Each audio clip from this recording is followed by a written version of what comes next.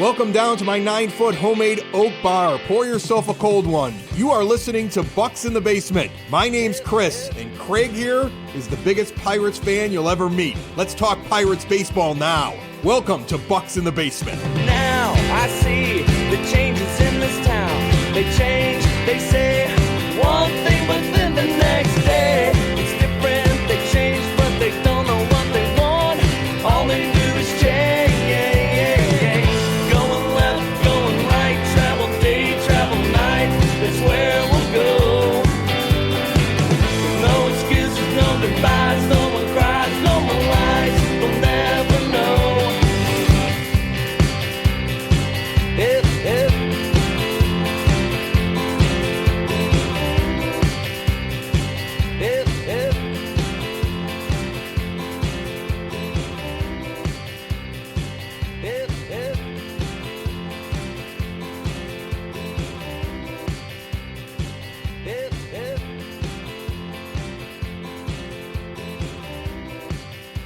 Things have continued to be crazy here on, I guess it would be Pirates Twitter, Pirates media.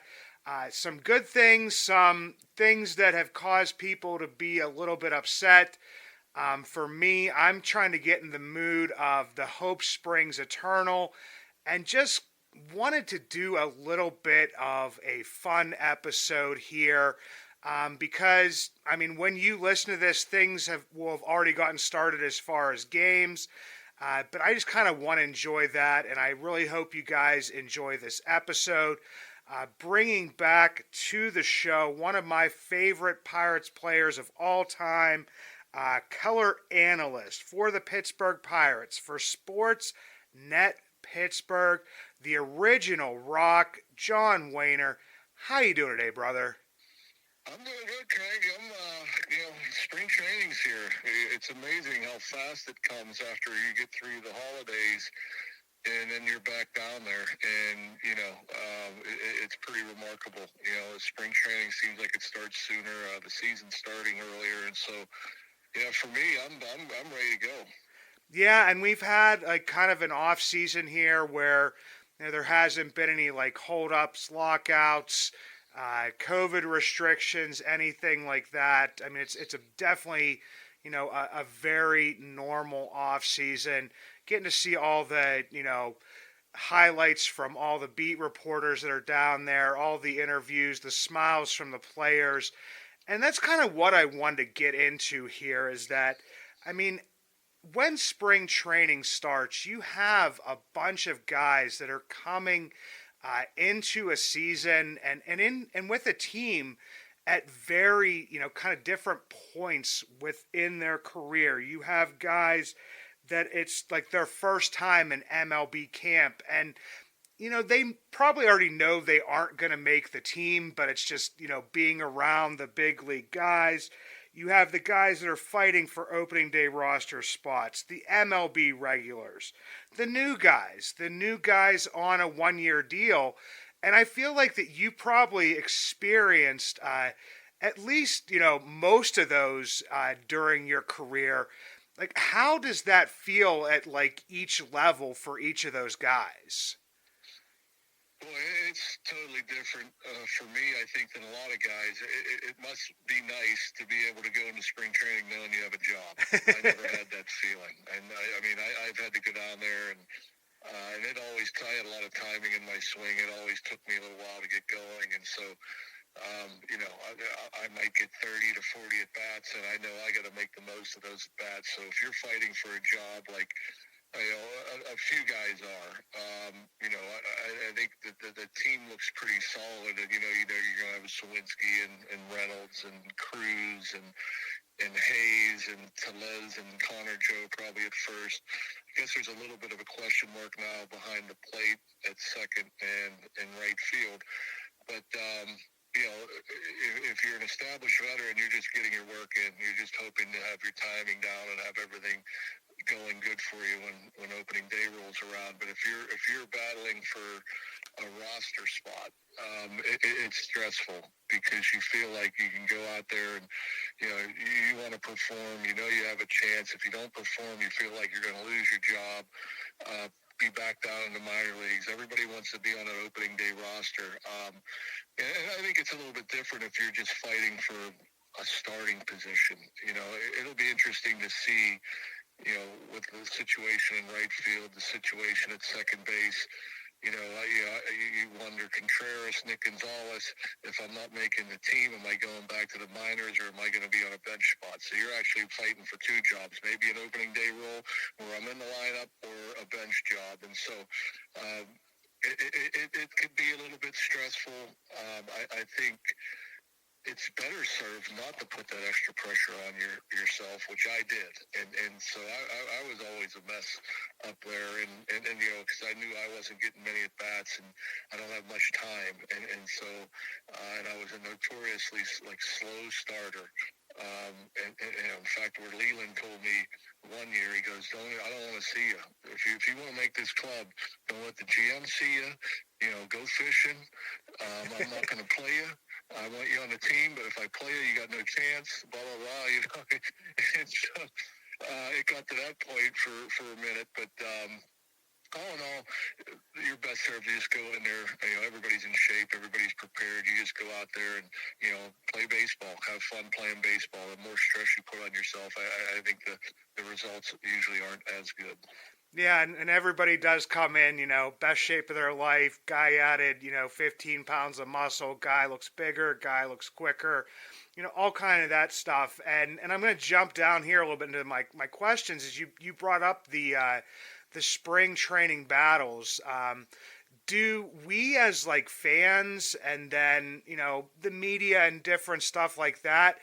Is there more put into these spring training battles than there's actually there? Or are these real things that we see play out? And I guess is some of it from the performance in spring training, or is it just a lot of the behind the scenes stuff that's going on? Typically when you go into spring training, I think management, the manager, the coaching staff, they have a pretty good idea who's making the club. They know which 26 they're going to pick. And that doesn't mean you're going to leave with that 26. You might have an injury. This is why you don't tell guys, oh, you have no chance. You tell these guys, yeah, you'll get a chance to make the club because now, the bullpen looks pretty stacked. There's not many available spots in the bullpen.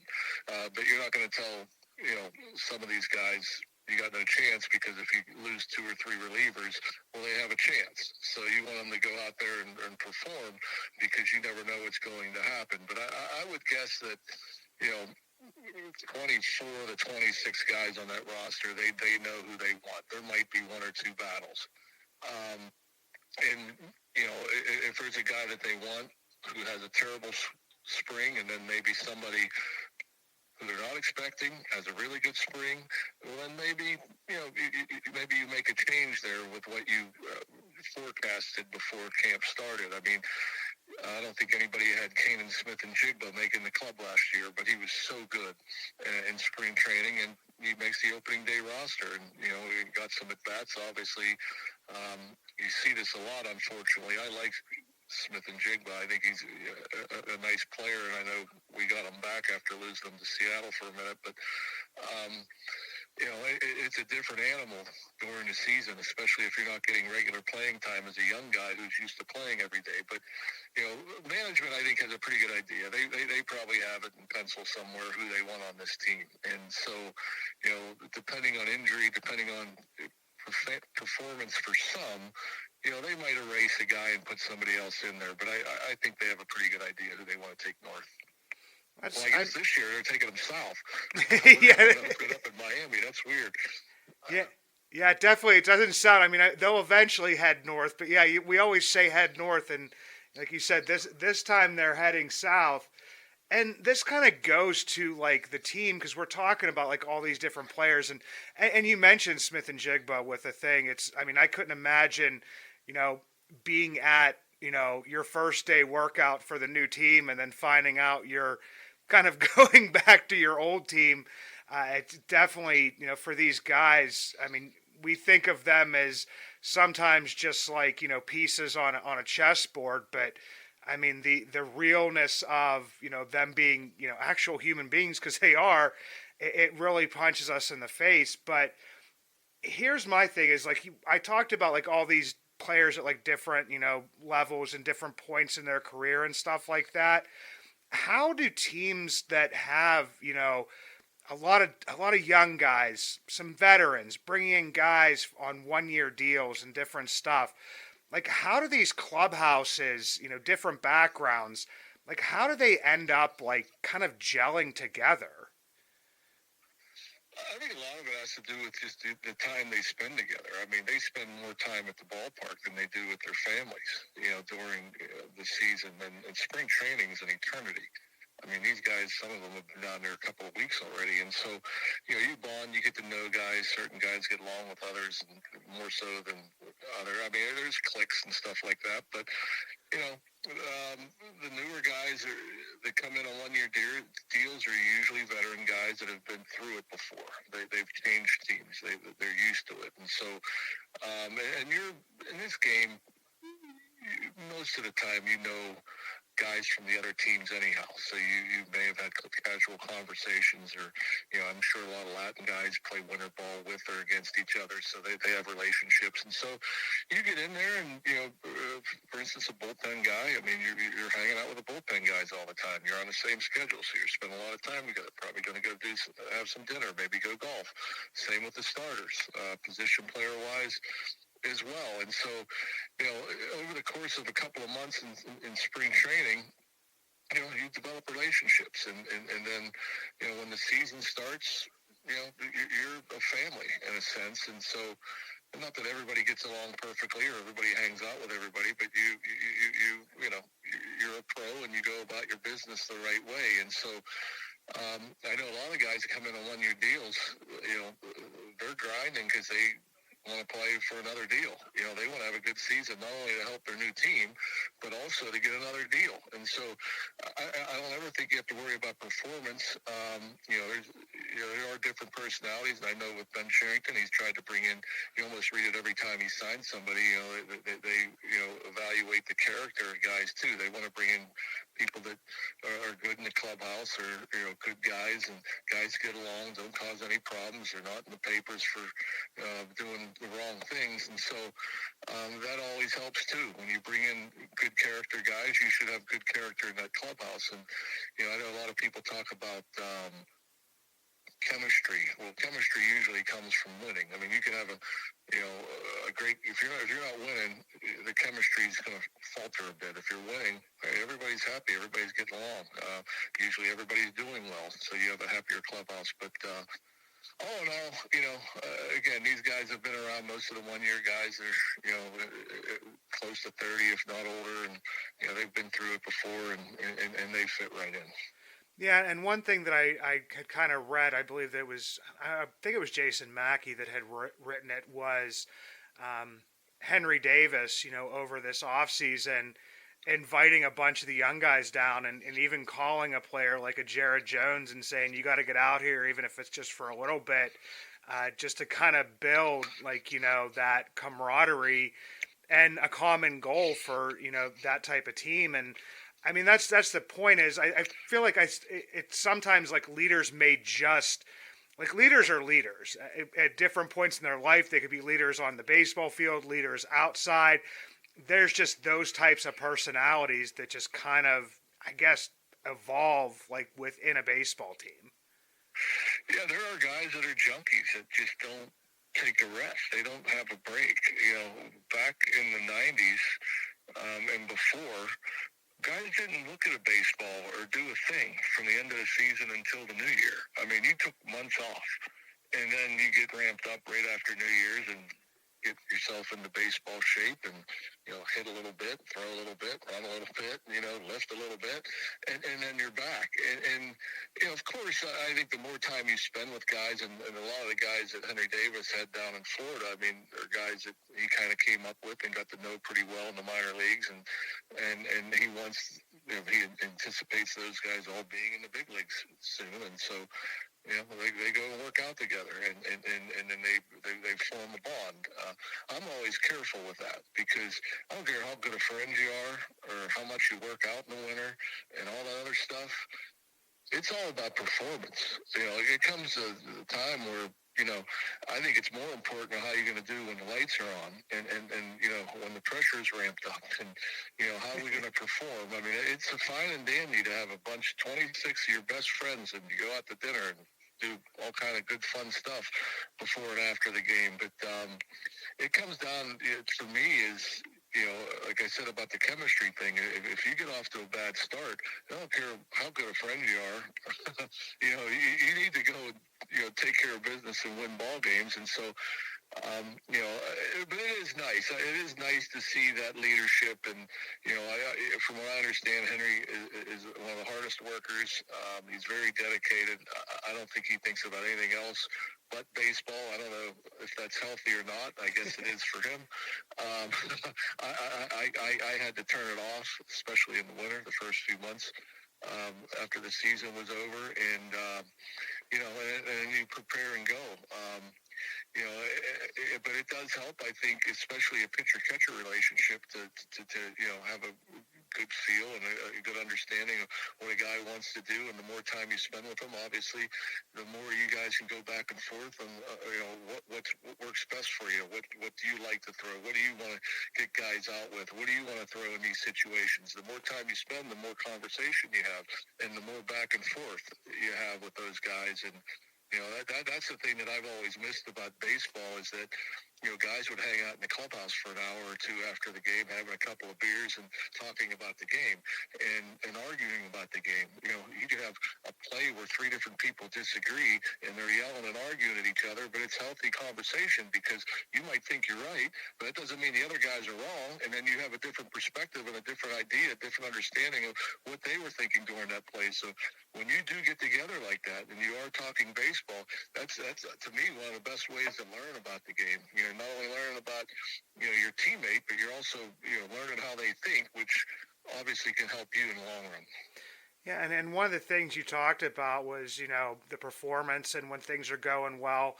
I think the one thing that stuck out to me the most last year, after that 20-8 start, then kind of hit the skids for a couple months, but kind of the way that the team finished with, an over 500 record over the last couple of months after trades had happened and kind of like sticking together. And a lot of those guys are, still going to be here on that roster, this season. So that really, to me, is something that kind of stuck out that hopefully, they've shown that they can, kind of get through that adversity together. And everything that they were talking about towards the end of the season was, still working towards the future.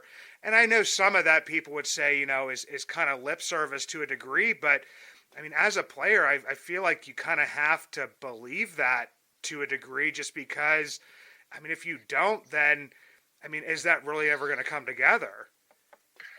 Well, here's the thing that I think, especially with last year. First of all, they weren't as good as they played in April. I mean, every team's going to have stretches where they play really good. They hit good. They pitch good.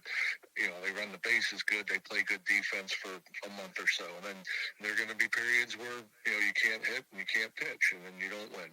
And, and so those are roller coasters that even the best teams have. Some, the better teams, the slumps are shorter and the streaks are longer. But with this team as young as they are, and again, there's some veterans sprinkled in, but you got some guys that are established. You got some guys that are trying to make their mark at that level. Here's the one thing I will say about last year and now moving into this year. For years, it seems like I could go back 5, 6, 7, 8 years. All right. We were bringing guys to the major league level that probably weren't major leaguers. We're trying to find out if this guy is a major leaguer. All right. Now we're sending guys to AAA, I believe, this spring that should be major leaguers. And we're getting to that point now where there's enough talent, enough good players to where when you call them up, you can plug them in and you feel pretty comfortable that they could play at the big league level.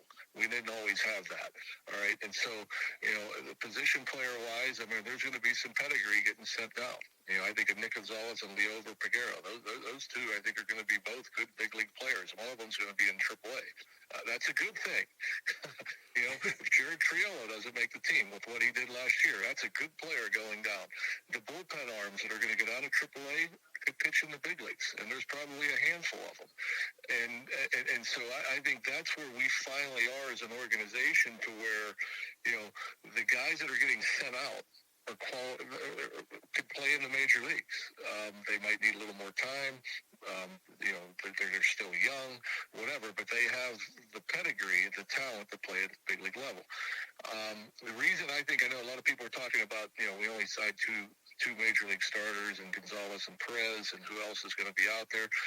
We have so many starting pitchers that are going to break through this year and next year. There's at least a handful. There's more than a handful. When you talk about Skeens and Priester, and Priester's been here, so I won't say this. So Skeens and Burrows and Salamento and Chandler and Harrington, and and Brubaker's coming off. Burrows is coming off the 60-day with the Tommy John. I think that's why, because we want to find out what do we have in Ortiz, what do we have in Contreras, what do we have in Priester, what are we going to have in Falter? My guess is one of those four guys is going to be plugged into the rotation. Don't know that for sure. Contreras is out of options. I think Falter's out of options. So those two guys might have a leg up to see what they can do. Starting opening day, I would give those two the heads up, the advantage over. It's hard for me to take Ortiz out of there too, but Ortiz has options. So, in my mind, you get through the first 2-3 months of the season, we might see Skeens. All-Star break, we might see Brubaker, we might see Burrows. All right. After that, if these guys falter, not to use no pun intended there, but coming to 25, there's a lot of guys. Now, I didn't even mention Jared Jones, who's a top prospect. So we're in a position to where they're ready to turn that corner. The lineup is going to be so much better this year just by adding Cruz and adding experience, and with what Hayes finished the season with, and knowing that if guys, there might be shorter leashes for guys. You got 3 or 4 options to play right field. You got at least 3 options to play second base. 4, which you consider. I didn't bring up G1 Bay, but I'm thinking Triolo, Bay, the other Nick Gonzalez, and why am I thinking his name? Piguero. So what I'm saying is, you got some guys.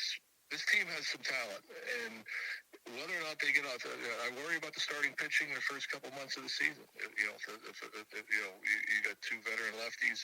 You hope Kellers does what he did last year. You got the 2 veteran lefties. You hope they get off to a good start. The other 2 are wild cards as of now.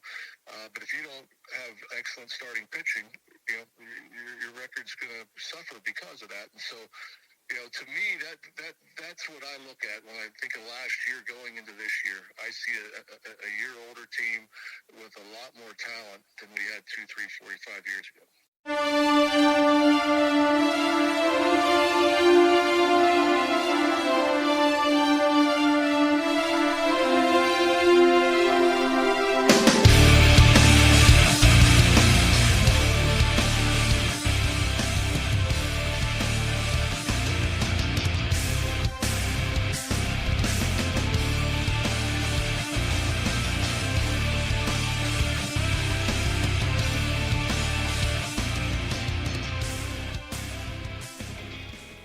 If you ever see me out and about in Pittsburgh, you will always recognize me, and not just because of the white beard, but also because of the Y that is always on top of my head, the hat I always wear.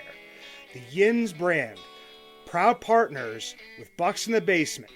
3 dynasties, 1 brand, Yins. Finally, 1 brand to rep all black and gold. Follow @ShopYins for new merch drops and giveaways. Order online at www.shopyins, the emphasis on the 2 Z's, high quality comfort, lightweight materials, a new modern look, for the black and gold.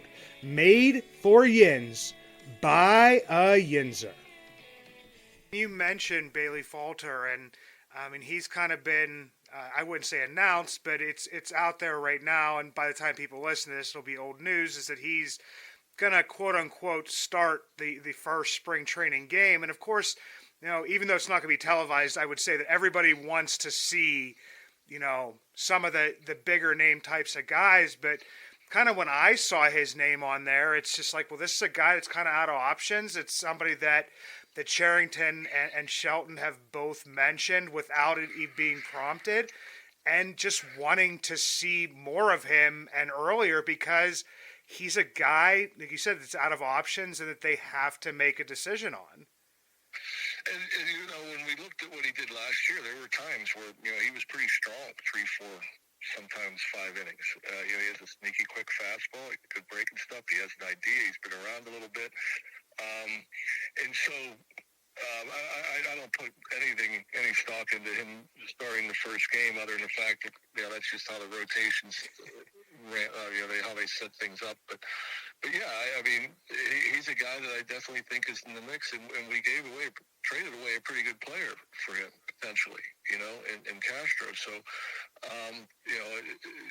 you basically gave away, a really young, talented player for a guy that you've only had for a few months if he's not on this club. And, again, that doesn't mean he makes the club. I think he still has to perform.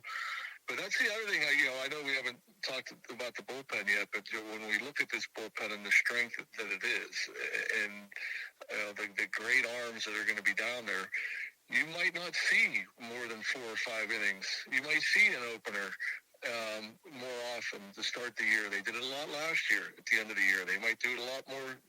They might do it a good bit at the beginning of this year in those 2 other spots. And then you might only get whoever the other 4th and 5th guys are might be, guys that are coming in the 2nd inning and pitching 3 or 4 or 5 innings because your bullpen's so strong. You got to lead in the 5th. You should win with the bullpen that's going to be down there. So, it'll be interesting to see how this all plays out. But, unless somebody really steps up, whether it's Roansy Contreras or Luis Ortiz or Priester or Falter or whomever, and shows that they can give you 5, 6, 7 strong innings every 5th day, I think those other 2 rotation spots, you might see some of that opener stuff, and only see these guys going 4, maybe 5 innings. Yeah, and going along with somewhat of the impression that some people may have of a Bailey Falter and different players like that. I mean, I kind of always think is do players listen or read what's being said about them? It's just something, because I'm on a person on the outside looking in. I don't think a player's ever going to come out and say, oh yeah, I didn't, if it does happen, I mean, it's pretty much like everybody remembers who was it? It was Jim Rome and Everett when they had their little altercation on TV. You don't see it very often where players will actually kind of speak out or get upset about what people are saying about them. And I probably dated myself there, because some of our younger audience is probably I have no idea what you're even talking about. But do players, do they listen to that kind of stuff? And I'm not even talking about the players on our team right now, but just when you've been in the clubhouse and different stuff like that, is there discussions about what's being said about them? Oh, well, 100%. Especially this day and age with social media, I'm sure they don't miss a thing. They probably see and hear everything that's said or written about them, and I'm sure some take offense, some probably brush it off. I mean, I think that comes with the game and being in the spotlight and everything else like that. I played in an era before social media, and can't say I heard everything, but I heard things, and I mean, that's okay. You live with it. I guess some could put a chip on their shoulder and, I'm going to prove them wrong. To me, I didn't care. I just brushed to the side. That has nothing to do with, how I'm going to go about my business. Now, I will say this, and because there's a couple of things that I've been hearing all winter and spring about, the Pirates only have 3 starters. The Pirates have 12 starters in camp. All right, now 7 of them we won't see until later this year, or maybe not until 25. But they said, they finished the year with 3 starters. No, Ortiz was a starter. Priester's a starter. Fuller's a starter. Jackson was a starter. I mean, these guys are starting pitchers. Jackson's not here anymore, but the four I mentioned, where I think is going to be in competition, Priester, Fuller, Contreras, Ortiz, they're legit. Three of the four are legit young guys that are trying to find their way. Yeah, Priester was a top prospect. Contreras was a top prospect. Ortiz was throwing 100 miles an hour. I mean, find out what you have in these guys, before you go out, spending more money on a guy that's kind of teetering on the edge of retirement. I mean, I think you got to find out what you have. So that was the one thing that bugged me. They only have 3 starters. They got way more than 3 starters. We'll see how good they are. They might not be great starters, but they're starters. The other thing is, the whole Henry Davis stuff. He can't catch. He's caught his whole life. He can catch. I'm more worried about him hitting. We need Henry Davis to hit. If Henry Davis hits, he's going to play in the big leagues. Now, as far as catching, yes, he can catch. Is he going to be, Austin Hedges behind the plate with his framing and his, knowledge and everything else that everybody raved about with him last year? No. But he's going to hit. He's going to win you more games if he's hitting than Austin Hedges is every day of the week. And that's just the facts. Now, it'll be interesting to see where this plays out since they brought in Grandal, how that gets, the playing time and everything else like that. But, Henry Davis, I mean, he might not be Jacob Stallings and the perfect framer and all this, but he can throw. He's working as hard as anybody. Mike Piazza wasn't a great catcher. He's in the Hall of Fame. He could hit. And so, as far as I'm concerned, I'm much more worried about Henry Davis. So I have all the questions about Henry Davis. And for one, I thought they brought him up too soon. He had 500 at-bats in the minor leagues. Sorry, I won one or not. I mean, I thought that he could have used more time down there and then caught more down there. But they brought him up because they wanted his bat in the lineup and to see what he could do. But I know he's going to hit. This guy's going to hit, and I really don't care about catching. If you have enough talent on the mound, it doesn't matter who's back there. Obviously, there might be, it might not be as smooth or, as a Gold Glove catcher back there, but he'll win you games with his bat. Yeah, and like you said, people making up their minds about players, before they've really had a chance. I mean, Contreras doesn't have that many innings in the majors, neither does Ortiz, and neither does Priester. And boy, are we glad that, Mitch Keller got the ability to, kind of work his stuff out and, didn't really get into it that much here, but, everybody's already knows this, even before this was recorded, is that, Mitch got his extension and a well-deserved extension. Yeah, it's great news. I always wonder when I hear about I want to stay here. I want to be a part of this because a lot of players say that, but they don't act upon it. They turn down really nice deals. And my hat's off to Brian Reynolds last year and now Mitch Keller this year, because these guys obviously could have bet on themselves, put up big years, and made a lot more money. But it is nice to have guaranteed cash, too.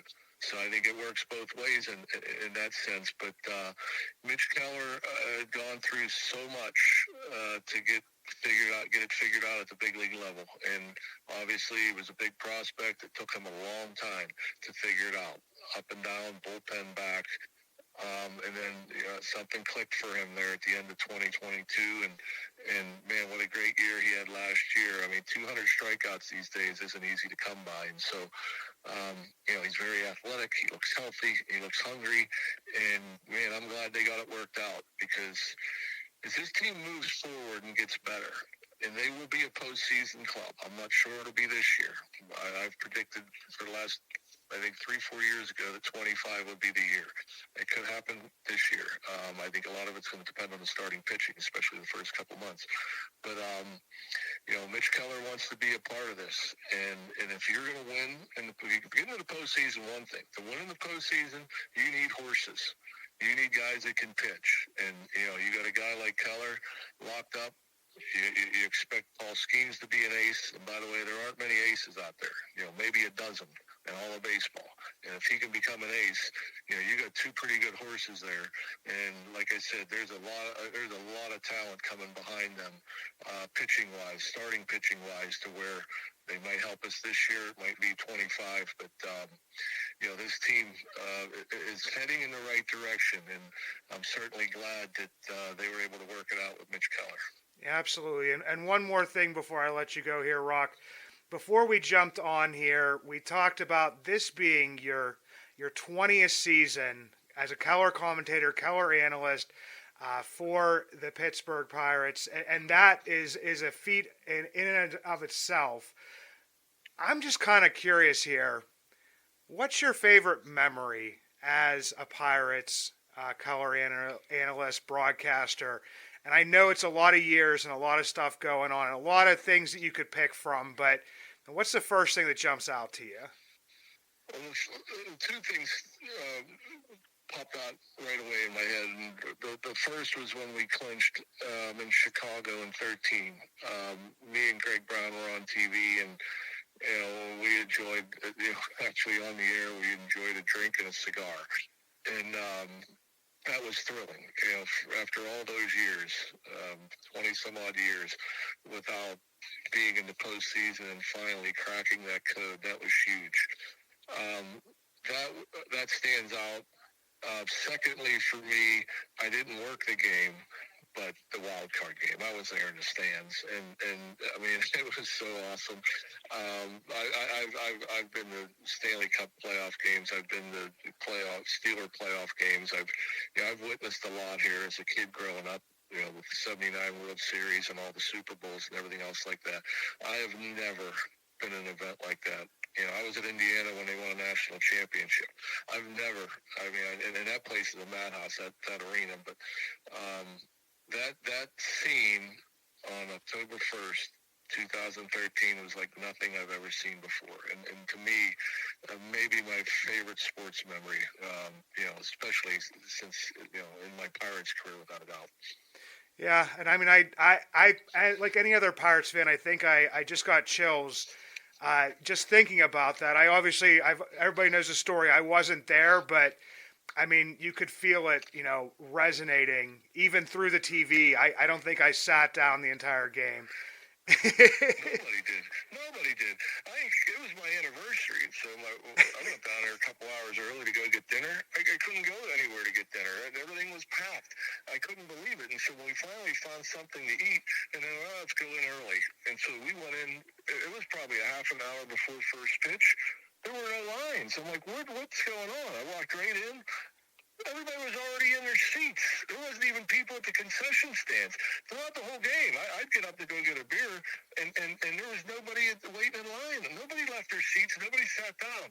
You could have played wiffle ball in the concourse there and not hit anybody. It was the craziest scene. I've never seen anything like it. It was such a fun time. And, like I said, like an event that I don't know if I'll ever see anything like it again. Yeah, it's definitely crazy, and it definitely was awesome.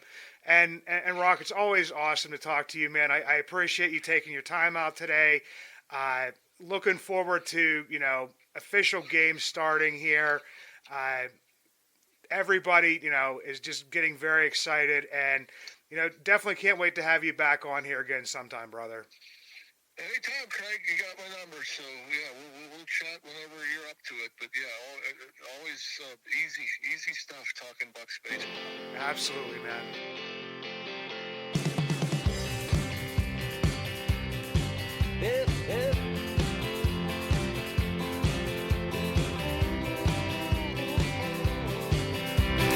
Now I see the changes in this town. They change, they say